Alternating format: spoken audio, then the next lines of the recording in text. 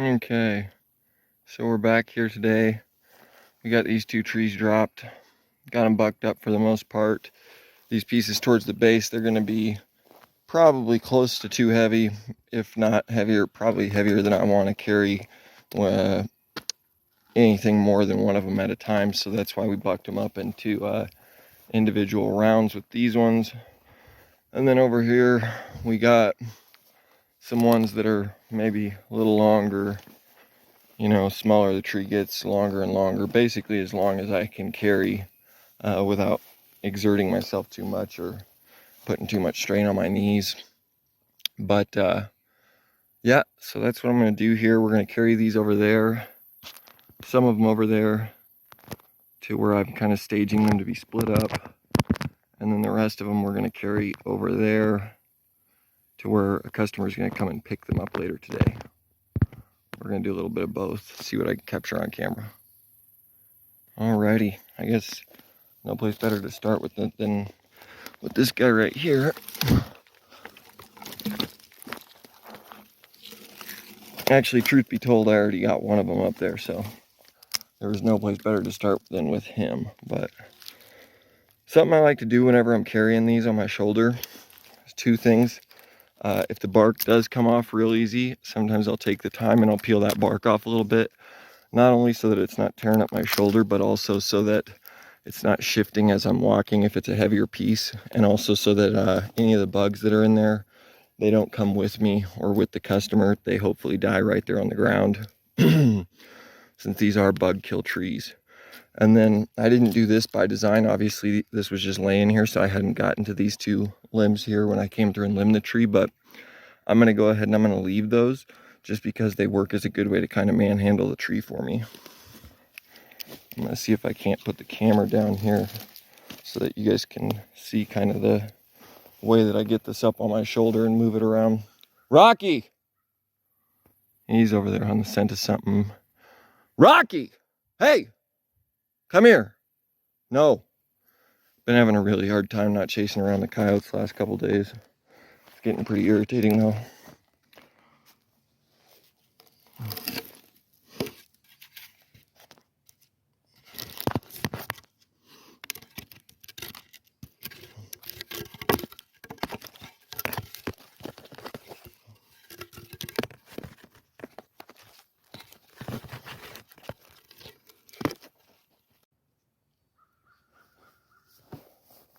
Rocky, I promise you're gonna go back inside.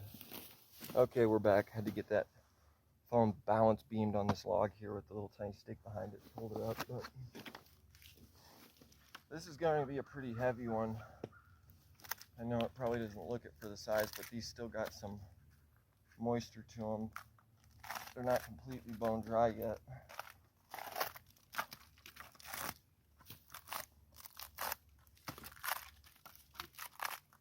You can kind of gauge how dead they are just by the way the bark's coming off.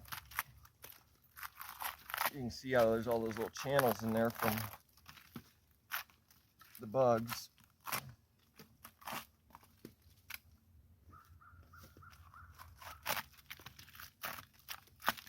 Which to my understanding is how they kill the tree, by disrupting the flow of the nutrients.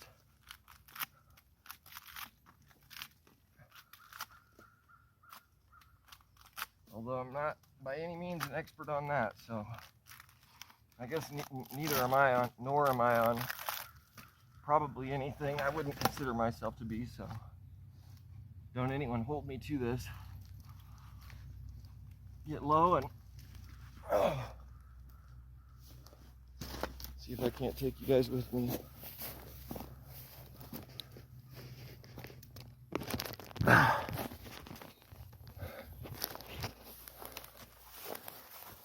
Okay.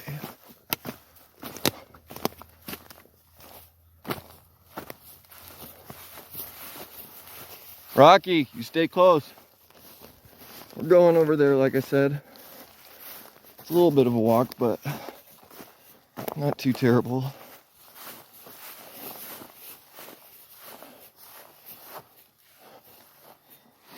The more even the ground is, the better it is.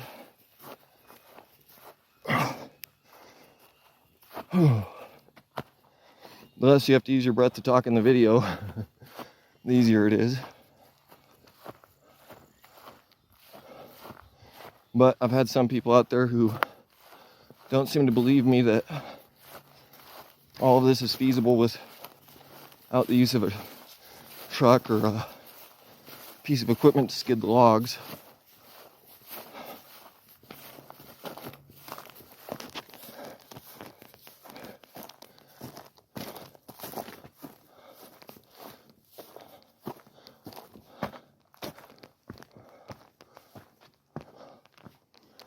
Okay, now when I drop this, I'm gonna try and have these limbs not get me.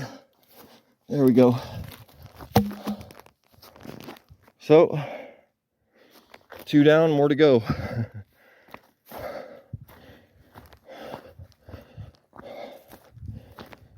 How many more? Well, good boy, that's a good boy. Enough. I need to get enough moved up there for a long box pickup load worth filled up to the sidewalls. I'm going to cut these into rounds.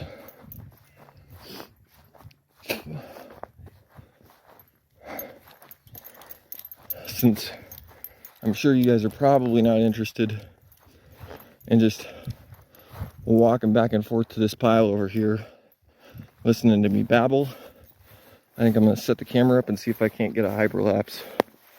Never really do a good job at capturing them, but we're going to give it a try.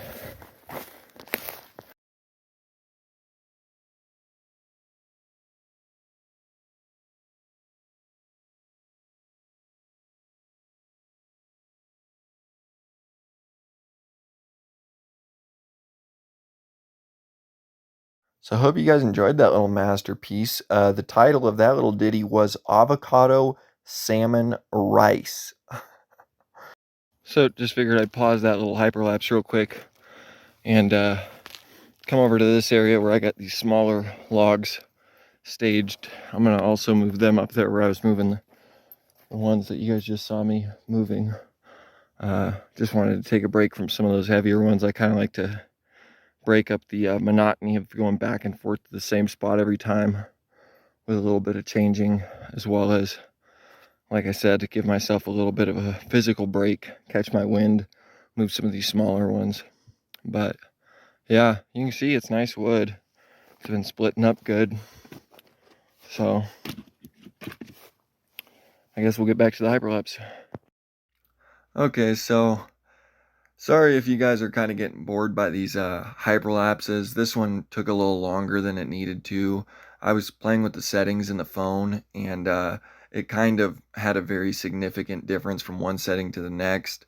Yes, if any of you are wondering, it was something as simple as ×2 or ×4, so you would think I would have known, but I guess I didn't know what that was going to look like until I'm watching it now. Hindsight's 2020. But if any of you guys out there have any input on how I can maybe fill up some of these moments in my content where I'm trying to show something, like right now I'm trying to show how it, something as mundane, as simple as moving the wood, kind of goes without needing much of a description, but yet it's a part of my process and I'm trying to present things organically. I guess my question is what I can do other than these little voiceovers to kind of make that a little bit better. If anyone has any input, just please leave that in the comments, and I think that it'll help me kind of put out a little bit better content here in the future, a little bit maybe more engaging.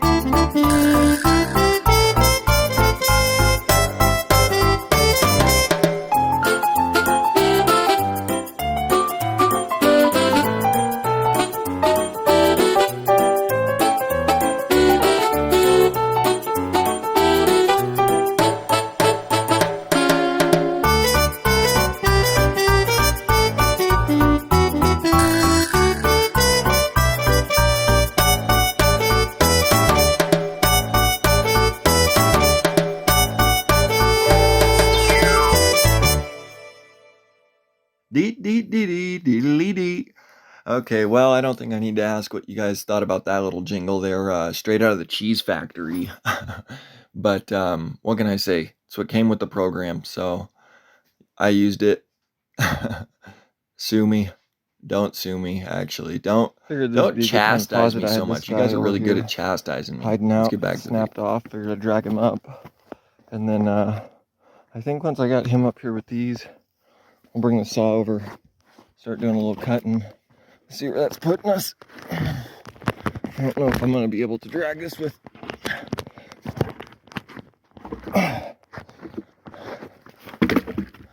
Got some nasty limbs down here that are hanging me up.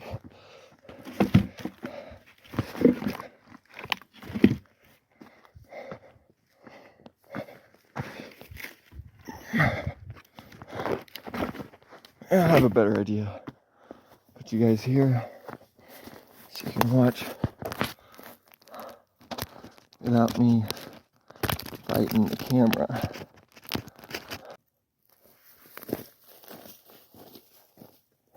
With taller ones like this, I like to just topple them. Because that's what I call it. If I can. Usually if I can get them up to here, I'm able to. I'm sure that He-Man will be in the comments letting me know how easy it was to topple that, or how dumb I am for doing something like toppling it, or how dumb I am for using the word topple to topple it. But sometimes you gotta topple it. That one was a mean son of a gun. He's got all these limbs in him, still plenty dry enough that they would have hurt me if they stabbed me coming down had I not been able to get him over, or had he slipped on this pivot point. I was struggling to get my hand up. That bark was kind of blocking me. Another reason why I like to rip the bark off if I can.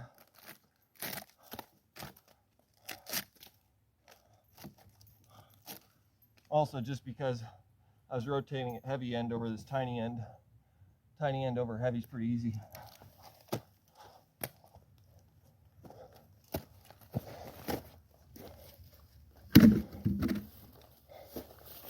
All right,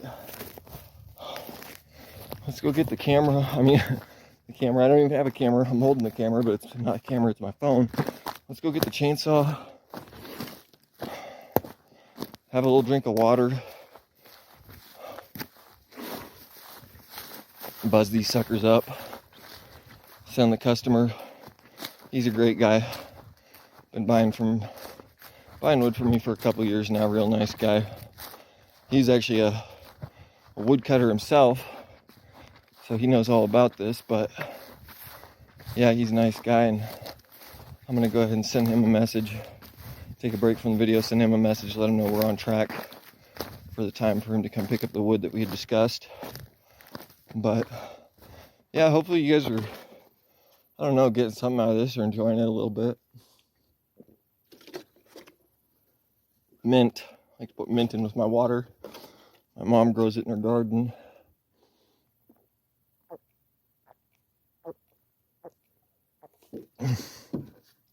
Mint and lemons, that's what you guys are seeing there. I'm bad about staying hydrated. I've had 4 kidney stones in my life. And let me tell you, if you've never had a kidney stone, you don't want to have one, let alone 4. So I look for anything I can put in my water that's not going to make it too unhealthy, or that's going to potentially make it more healthy, so that I'll be more apt to drink it. Alrighty, let's go over here and let's do some cutting. Here's Rocky boy. Oh, probably don't want to forget my safety glasses. I know some of you have been chewing me out for not having proper PPE on. I'll even bring my headphones, my earmuffs.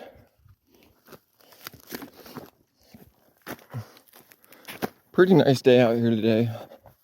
Pretty mild weather, good for cutting wood, not too hot, not too cold. Pretty decent day for Rocky to run around and enjoy himself. Any hotter than this and he gets cooked pretty quick.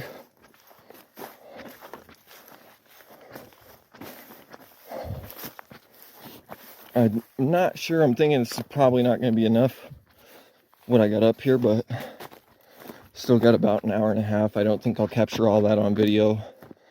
Got to kind of put my nose to the grindstone here so I can move a little quicker, not worrying about videoing all this, but thought I'd just get some footage of me cutting, and maybe that'd be a good way to finish this up. And maybe I'll just check in with you guys once the video's done. Maybe that's how we'll finish it up. All right, let's get to cutting.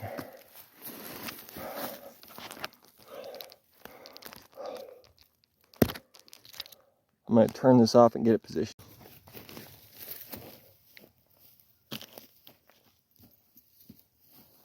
Not too sure how much of this I'll be able to get just because my storage is pretty much full, but first pull every time. First one didn't count. I didn't have it switched on. Just kind of another one of those parts where I'm trying to show something, and maybe there's something to be gleaned from it for someone. Maybe there's nothing to be taken from it by another person, but here I am again doing the voiceover, so I'd kind of walk you guys through what's going on here. Yes, I did just fire into that wood right away without letting the saw warm up, or at least it seemed that way. No, that's not something I make a practice of, or something that I think is a good idea. Yes, I understand the value of letting your oilers get warmed up. So for anyone who was thinking that, we can address that. Why am I wearing a fanny pack? It's because Rocky frequently runs away, as I said earlier in the video. So it's just an easy way for me to keep dog treats on hand and a whistle to call him if he does start to run away. It does appear probably to all of you that I am in the middle of the woods. However, and I kind of am, but not really. So when he goes and he chases something, he can end up running a long, long ways away. So it's kind of something that I do to try and mitigate that. As far as how I'm cutting up this wood here, you can see that I'm kind of just going along, buzzing it up, without too much of a care or emphasis on what lengths the pieces are coming out to. And I guess I shouldn't say it's not that I don't care or that I'm not paying attention. It's more so that with this particular customer, he's got a range. With most customers, in fact, there's a range of measurement that they're going to be happy with fitting in their stove, and within that margin of error, it really doesn't matter. So I've been doing this long enough that I feel comfortable. I can usually buzz out 15, 16-inch pieces. That's kind of the standard around here, what most people want. What most people's stoves are geared for, 15, 16-inch pieces. I can usually eyeball that pretty effectively, but like I said, margin of error. So for anyone who's wondering why I'm not measuring, that's why. If I was doing bundles, or if I was helping out a buddy, or if I do have a customer that requests it specifically, then I will measure that out. I've used chalk, I've used paint markers, I've used, maybe you've seen in another video, a machete. I've tried a range of methods, so if you guys have one way that you like, leave that in the comments, let me know. But yeah, I guess that kind of covers what's going on here. Get back to the video.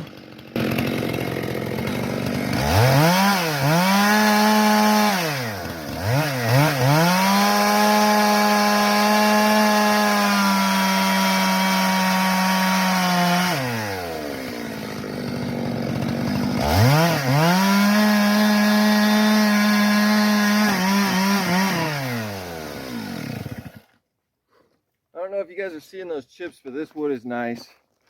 It is good stuff. Let's see if I can't show you a little bit here up closer. I mean, that is just nice for pine. I think that's what you want to be seeing, you know. Some good old stuff like that. Boom.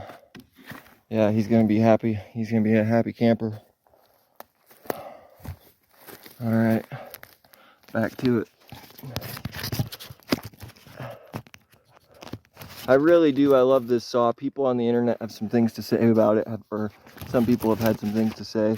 Not specifically about mine, but just I guess, about their experience with it. It's the Steel 441 Magnum that I'm using here, and I guess the M-Tronic version. I accidentally hit the shut-off switch there on the video. Meanwhile, not much has transpired. Rocky's managed to dig a hole in the ground looking for something, and we're back to discussing what I was just saying, which is some people have said that for whatever reason they don't like that saw. I cannot speak highly enough of it. This is a place where the temperature varies pretty widely from winter to summer.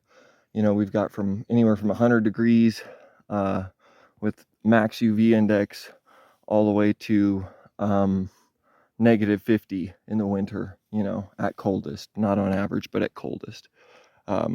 So the fact that this saw can just automatically adjust, well, actually, it's that part of it isn't automatic. There's a little switch here to prevent the icing, but aside from that, you know, this wood, I mean, even the conditions of the wood, a lot of these dead bug trees are just super dusty. That can fill up the air filter really quick with dust. Doesn't matter, it'll run the same. It just compensates for everything, you know, fuel oil mix. I mean, I don't try to neglect it or abuse it, but again, I'm not an expert, you know. And when I started out, I was even more so not an expert, or more so an amateur, however you want to think of it. So yeah, this saw, I've had it for about 5 years, and it has just ran. Trying to think of a family-friendly way of saying it, but I can't. I know nothing but bad expressions.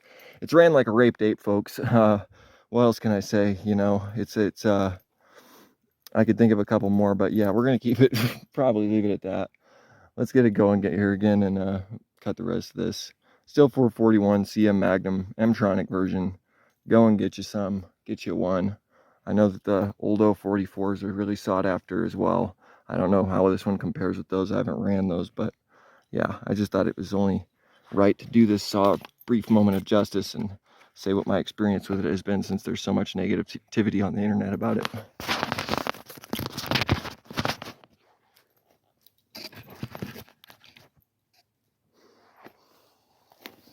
Again, first pull.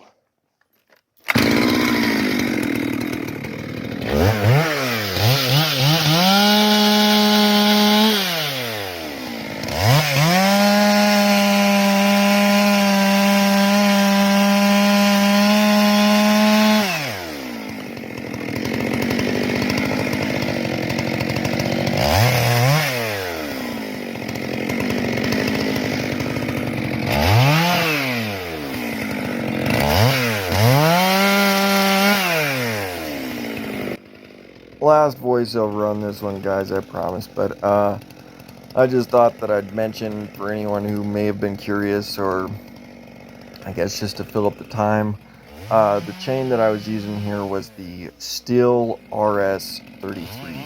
I believe that's what it was called. So the Steel Rapid Super 33, 84 drive link chain. It's the green version, so the safety chain version, which I didn't know until I had bought it, but apparently, you know, and I guess the reason that I had bought it, aside from them being out of the regular yellow chain, was, which is crazy. I don't know how. I digress.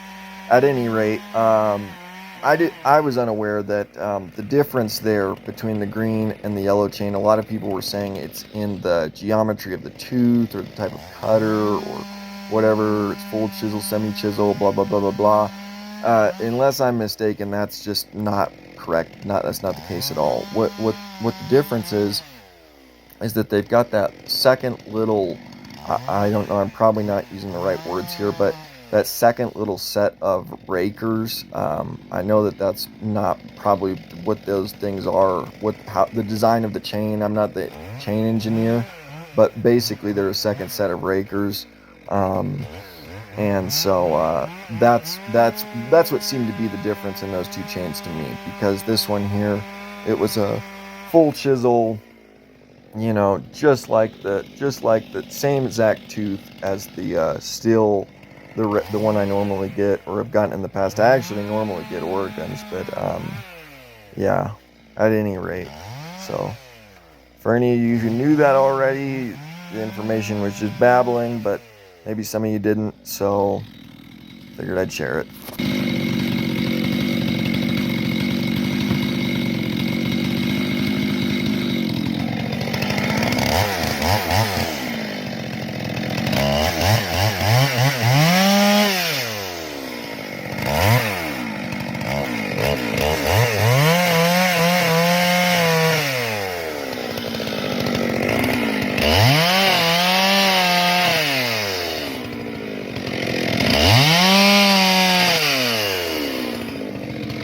So, as you guys can see, everything's gone but the sawdust now.